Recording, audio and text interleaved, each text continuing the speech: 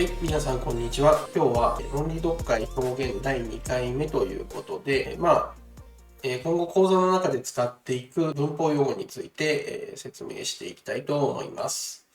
この講座はね、文法問題を解くための講座ではないんで、そんなに、細かく文法のことはやらなくていいかなと思うんですけど、説明をね、聞いていく中で文法用語いっぱい出てくるんで、それを最低限理解しておく必要があるということで、それを知ろうというのが今回の、講座の目的です。では内容の方入っていきます。はい。まず、品詞と、分類についてです。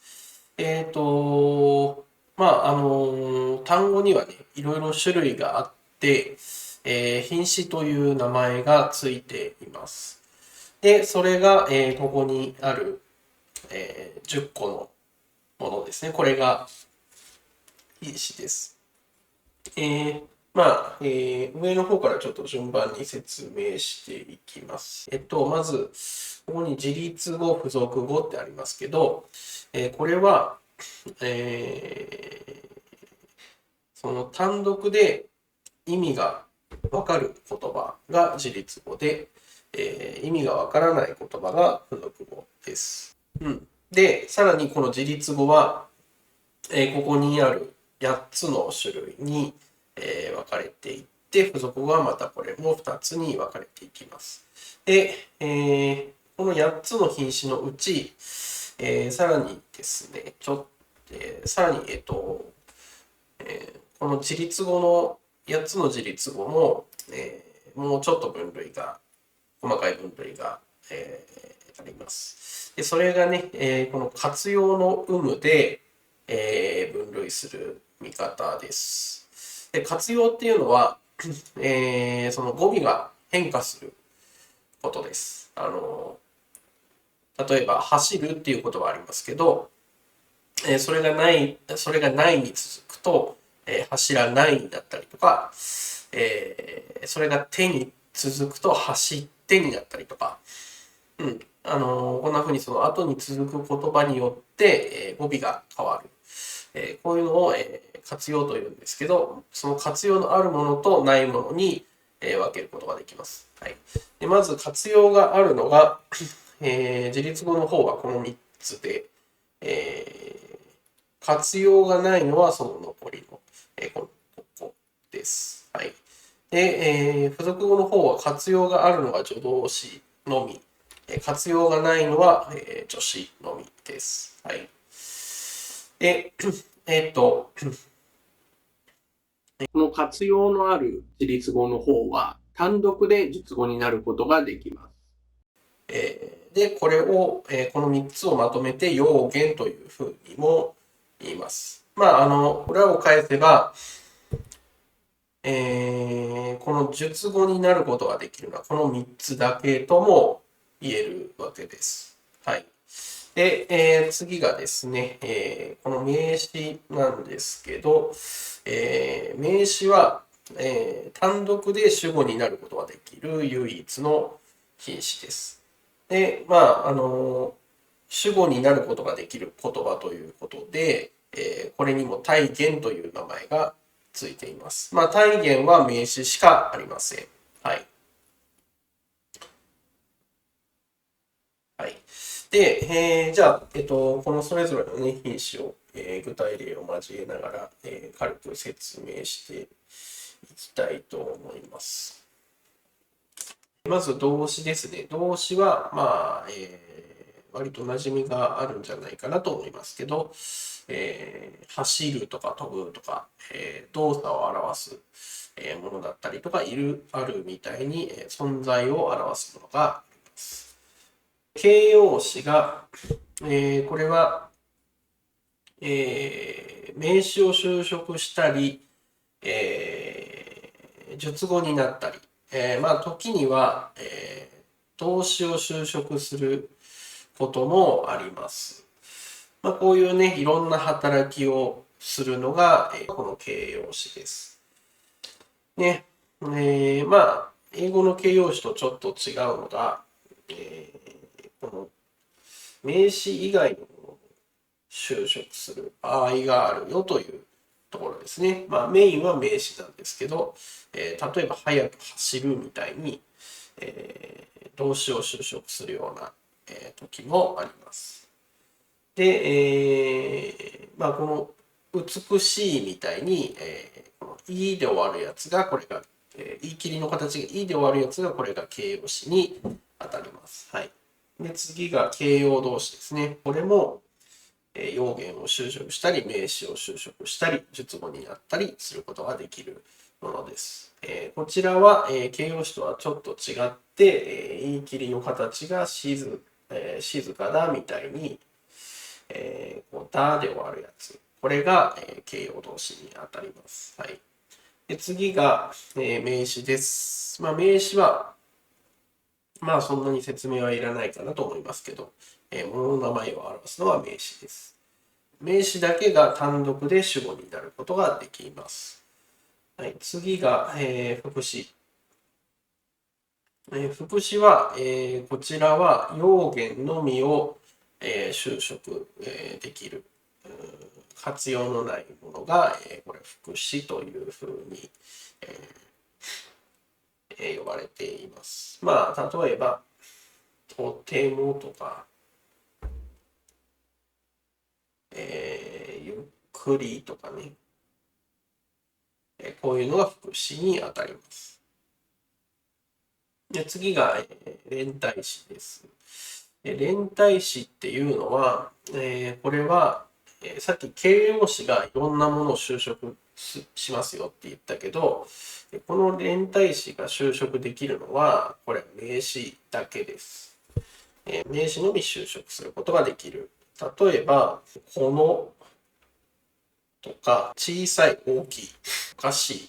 まあちょっと一見すると形容詞っぽいものもこの連帯詞の中に入ってたりします。まあこの講座ではね、文法の問題を解くことが目的じゃないんで、まあその辺は詳しくやりませんけれども、まあ学校の文法問題ではね、その辺、形容詞っぽい連帯詞みたいなのが結構狙われるところです。次が接続詞ですね。これは文と文同士をつなぐ働きがあるのが、この接続詞になります。例えば、だからとか、しかしとか、こういうのが接続詞に当たります。で次が、感動詞です。この感動詞は呼びかけとか挨拶、を表すときに、主に使います。ねおいみたいなやつも感動したし、おはようとか、こんにちはとかっていうのも、感動詞に分類されます。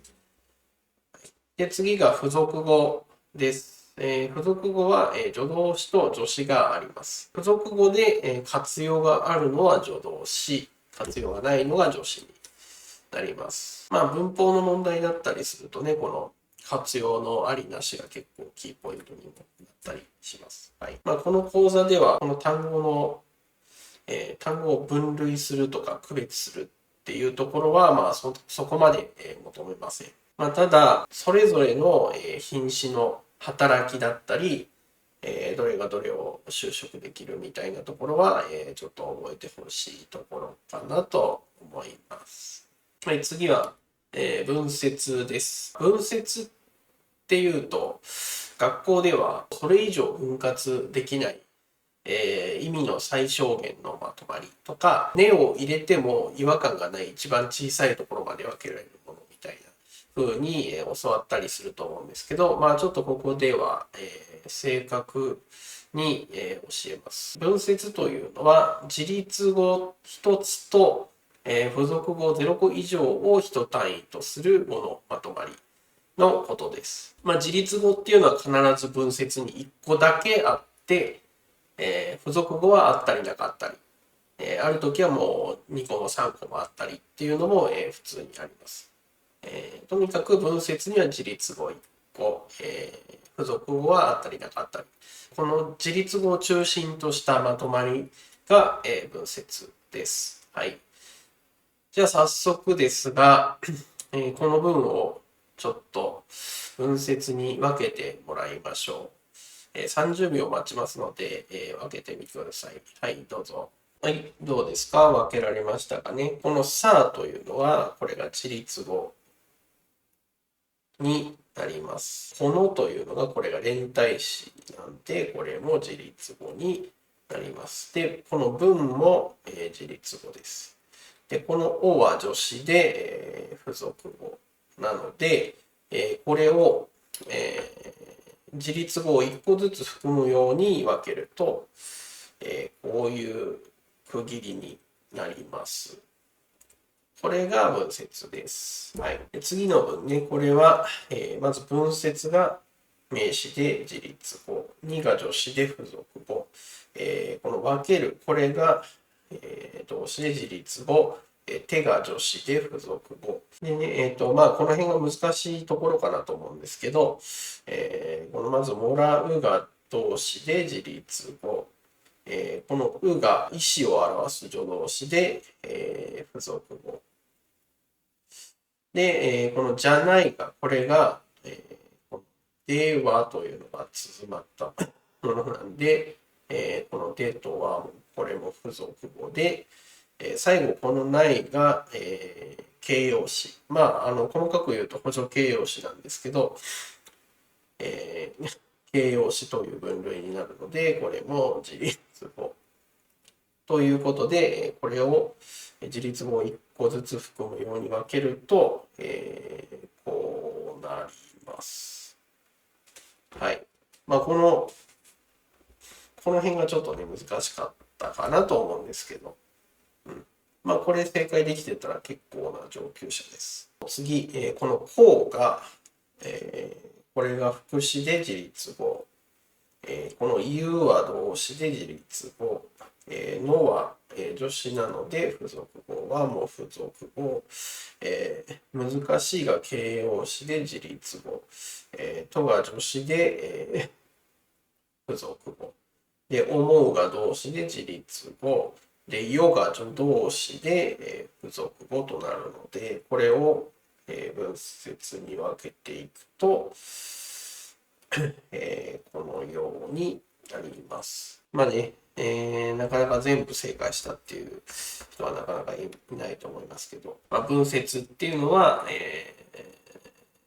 自立語を1個ずつこう含む、まとまりっていうふうに理解をしておいてください。まあ、この授業では、この文節に分ける行為自体はそんなに重要なものとして扱ってはいないので、そんなにこの、ね、分けるっていう行為に対しては、そんなに、そこまで要求はしません。まあ、ただ、説明するときに、この文節はこの文節を修飾してますよね、みたいな言い方をするんで、まあ、一応この文節に分ける考え方は、ちゃんと頭に、焼き付けておいてほしいところです。次はね、文の成分について。文の成分というのは、文を構成する主要な文節のことです。で、まあ、主語、述語、修飾語、接続語、独立語があります。で、まあ、文の中のすべてのパーツはこの5つに必ず分類できます。例えばね、このああ、だから僕はそう言ったんだのああは独立語だし、このだからは接続語、この僕はが主語で、言ったんだが述語、そしてこのそうは、この言ったんだを修飾している、修飾語です。まあこんな風に文の中のね、すべてのパーツを、この5種類のどれかに分類できます。まあ実際には、主語、述語、修飾語だけの、文章が多いかなと思います。はい。はい。じゃあ、それぞれ、文の成分について詳しく、見ていきたいと思います。主語と述語っていうのはね、まあ、小学校でも習ってますんで、割と馴染みはあるんじゃないかなと思います。はい。主語は、述語の主だったり、誰が何がやっているか、誰が何が、ほにゃららだなのかを表す文節です。述語の主を表すのが主語。で、述語というのは、主語の動作、存在、状態を表す文節のことを述語と言います。で、まあ、このね、主語と述語の定義のところにね、主語の定義には述語って書いてあったり、述語の定義のところには主語って書いてあったり、なんかね、ぐるぐる循環しているような感じになってますけど、この2つは、そもそもそういうものです。うん。両方揃って初めてこの主語述語っていうのは、定義できるものです。で、まあ表面上はね、主語を省略したり、述語を省略したりみたいなことはありますけど、意味的には、この主語と述語っていうのは文には必ず、含まれていて、で、この主語述語が、両方揃って初めて、この文を出しています。うん、で、まあ、省略することはあるんですけど、意味的にはこれ必ず文の中には主語述語という構造があります。はい。まあ、お互いがお互いの存在なくしては語れない存在。二つ揃って初めて一つっていうことでね。まあ、老夫婦のような切っても切れない関係がこの主語と述語です。例えばね、この犬がいる。この犬が主語、いるが述語、私は走るだったら、私はが主語、走るが述語、花は綺麗だったら花はが主語で、綺麗だが述語。で、まあ、この主語と述語のこの関係のことを、主語が述語にかかっているという言い方をします。例えばね、この花は綺麗だったら、この主語花はというのが、この述語の綺麗だにかかっているというような言い方をします。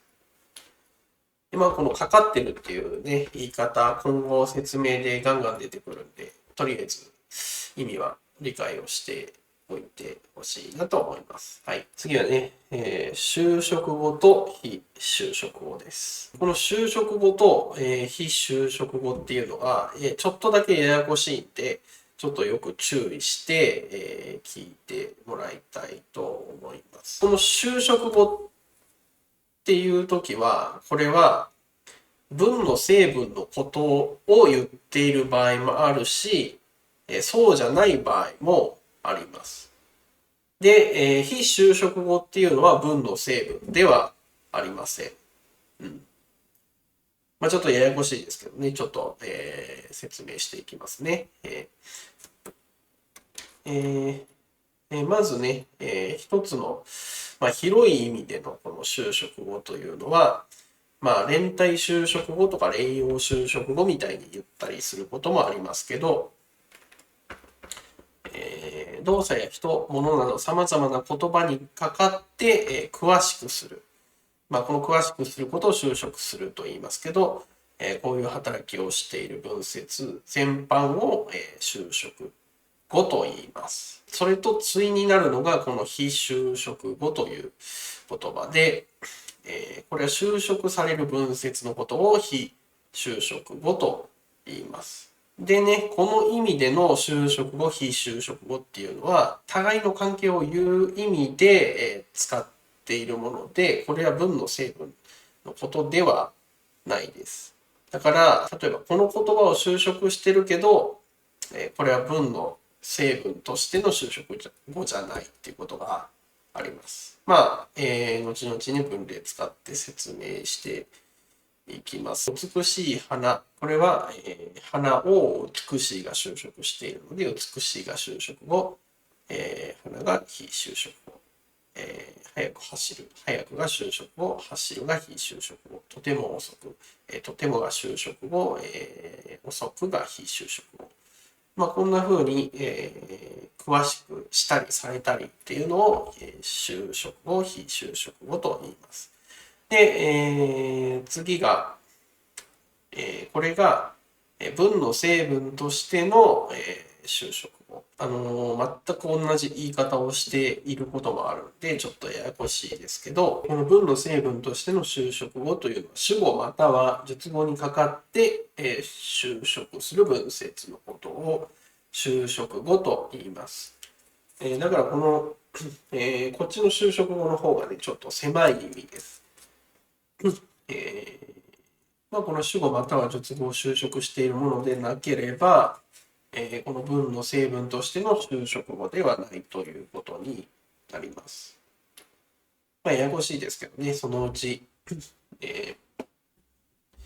文章を見て、説明していくうちに分かっていくと思いますので、この段階ではね、違う使われ方をすることがあるんだということを頭に置いておいて、注意して授業を受けるようにしてください。次はね、接続語です。これはね、接続詞1個で接続語っていうこともあるし、他の言葉とくっついて接続語になったりすることがあります。接続語というのは、文の成分の中で理由条件を表したり、他の語、文節文同士をつなぐ働きをする文節を接続語と言います。例えばこの雨が降った、だから傘を差したの、このだからが接続語にあたります。で次、もう一個が独立語です。この独立語というのは他の文の成分と直接つながっていない文節が、独立語です。呼びかけとか挨拶っていうのが典型的で、例えばこのほらご覧なさい。このほらが独立語にあたります。主語、述語、修飾語、独立語、接続語ってありますけど、これらはね、必ず一文節でその文の成分になっているとは限らなくて、複数の文節がこうまとまって、その文の成分の働きをしたりっていうことがあります。で、それを連文節と言います。今このね、ここにエトセトラっていう風に書きましたけど、これはまたちょっとね、どこで区切るかによってね、この文の成分じゃないパターンもあるので、ここにエトセトラというふうに書きましたけど、とにかく、複数の文節がくっついて一個の大きな塊になるのが、この連文節です。はい。連文節が、この主語、述語、修飾語、独立語、接続語になるときは、主語、述部、修飾部、独立部、接続部というふうに呼ばれます。はい。で、ここの中にはありませんけど、この修飾、非修飾の関係で、非修飾部なんて言ったりもします。じゃあね、ちょっと説明を聞いているだけじゃわからないと思うので、文例を使って説明をしていきます。このたくさんの鳥が一斉に鳴いている。この鳥が主語で鳴いているが述語ですよっていうふうに言ってもいいんだけど、このたくさんの鳥がというこの二分節ででっかい主語の働きをしていて、この一斉に鳴いているこの二分節ででっかい述語の働きをしている塊というふうに見ることができます。例えばこの雨が降ったので昨日買った傘を差した。述語が差したで、昨日買った傘をというのがこれが、三分節で修飾部になります。で、この差したを詳しくしている。で、この雨が降ったのでが、これ二分節で、接続語の働きをしています。主語、述語、修飾語、独立語、接続語、についてね、学びましたけど、この講座では、これを分類するっていうところは、実はあんまり重要ではなくて、文節と文節の関係を正しく、見るときに、こういう知識が必要になってくるという、ことです。はい。はい。じゃあ次はね、文節同士の関係について説明していきます。まず一番最初の注意点として頭に入れておいてほしいのが、この手術関係とか、修飾非修飾の関係とか、ちょっとね、文の成分と似た言葉が出てきますけど、この文の成分とこの文節同士の関係とは全く違う概念なので、ちゃんと区別して理解するようにしてください。で、とはいえね、同じような言葉を使ってるとちょっと紛らわしいので、この講座では文の成分の方を、主語、述語、修飾語というふうに言って、この文節同士の関係の方ね、なんとか語とかっていうのを使わないで、主述関係とか修飾非修飾の関係というふうに呼んで、ちょっと区別していきたいと思います。文節同士の関係には、この手術関係、就職非就職の関係以外にも、並立の関係と、補助の関係があります。並立の関係っていうのは、文法的にも意味的にも対等なものがこう2つ並んで、対等に主語になったり、述語になったり、修飾語になったりっていうのが、並立の関係です。で、補助の関係っていうのは、その補助形容詞とか補助動詞というのがあって、それは別にね、形容詞とか動詞に分類できるものなんですけど、例えばね、やってみるの見る。これは見るっていう、目で見るっていう意味はありませんけど、このやってっていうところにこう、つながってね、その試してみるっていうようなニュアンスを付け加えるような働きをしてます。こういうのを補助の関係というふうに言います。はい。じゃあね、この、例文の中の文節同士の、関係をちょっと見ていきたいと思います。ではですね、まず、はじめにこれを文節に切ってみてください。10秒ぐらいあればいけるんじゃないですかね。はい。じゃあ始めてください。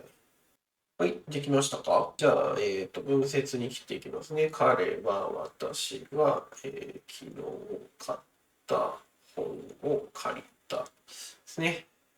下の方は、私の弟に本を読んで勉強を教えてあげたですね。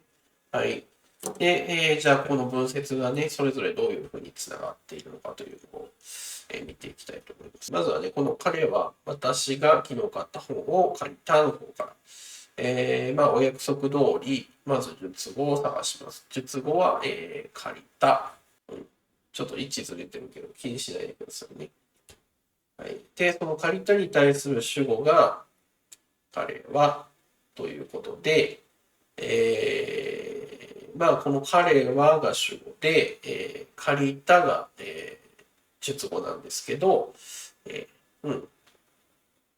でこれはね、文の成分の方の意味ね、この、借りたが述語で彼はが主語ですっていうのは、この文全体で見たときに、この借りたが、文の成分の中の述語で、この彼はの方が文の成分の中の、主語という、作りになっています。で、それと同時に、この彼はと借りたは、手術関係があります。同じようなことを2回言ってるようにも聞こえますけど、この黄色の方で書いたのは、この文の成分で、このブルーの方で書いたのは、文節と文節の関係を、言っています。で、今からちょっと出てきますけど、文の主語、述語ではないけれど、この修飾語の中で、手術関係がありますよという場合もあるので、これはぜひ区別して考えてもらいたいと思い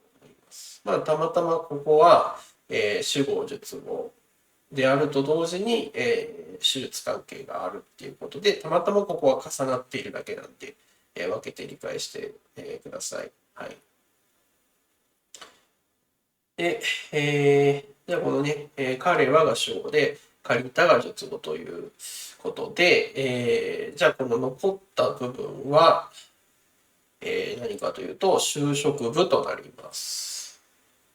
この4分節でできた、修飾後の働きをしている連分節、修飾部ということになります。で、この修飾部は、この述語にかかっています。で、文節と文節の関係を見ると、この私が昨日買った本をという連文節が、この借りたにかかっていて、私が昨日買った本をというこの連文節は、この借りたという文節と、修飾、非修飾の関係にあります。文の成分の中に非修飾語って出てこないのは、これが理由ね。この非修飾語って、普通の国語の授業で言ってるやつは、これは文節の関係のことを言っているので、これは文の成分じゃないです。っていうことね。はい。この中で、4文節もあるんで、この中でも文節と文節とのつながりが、あるわけなんですけど、それをじゃあ見ていきます。まず、この修飾と非修飾の関係で言うと、修飾語が前に来て、前からその後ろを修飾するっていう基本的なルールがありますので、まずこのお尻の方から見ていくんですね。で、お尻の方から見ていくと、この本をに、この私が昨日買ったという連文節がかかっているので、私が昨日買ったという連文節とこの本をという文節は修飾、非修飾の関係にあります。で、さらにその私が昨日買ったという連文節の中を見ると、この私がと買ったに主述関係があります。主述関係があるけど、これはこの買ったは文の主語じゃないっていうの分かりますか？彼がやったのは買ったんじゃなくて借りたなので、この、連文節の内側にあるこの主述関係の述の方は、これは文の述語ではない。この場合の主述関係っていうのはその文の成分のことを言っているわけではないっていうことを、分かってもらえるかなと思います。で、その買ったと昨日にもさらに修飾、非修飾の関係があるというような構造になっています。はい。で、次が、並立の関係と補助の関係をちょっと分類で見ていきます。本を読んで勉強を教えてあげたという、この部分がでっかい述語の塊、つまり、述部ということになり、で、この私の弟にというのが、このね、述部にかかっている修飾部ということになります。で、ここからなんですけど、じゃあこの述部の、この連文節の内側を見ていくと、まずね、この後ろの方から見ていくと、この上げたというのがあるんですけど、この上げたというのは、何か物を与えるという意味ではないですよね。相手のために何かをするというような意味を、この教えてにくっついてこう付け加えているような形になるので、で、本を読んであげたもそうですよね。なんで、ここは、この本を読んで、勉強を教えて、それぞれに対して、このあげたという文節が補助の、関係を持っていると、いうふうに、理解します。はい。で、この本を読んでとこの勉強を教えては、両方ともこれ私の弟にしてあげたことですよね。で、文法的にも動詞にこう手がくっついているような形で、この2つは対等になっているので、この本を読んでと勉強を教えての、間には並立の関係があるというふうに言います。はい。はい。今日はね、文の成分と、あとはその文節同士の関係について、勉強してきました。で、この講座で、肝になるのはね、この文節同士の関係を見るっていうところで、ここはしっかり理解して、宿題を通して理解しておいてほしいなと思います。はい。で、次回ももう少しだけね、文法をやりたいんですけど、まあ、その文法が終わったらね、ようやく、その、文のその構造の見方もね、ぼちぼちとやっていきますので、また次回よろしくお願いします。はい。今日はね、ここまで、授業を聞いてくれてありがとうございました。はい。では、また第3回でお会いしましょう。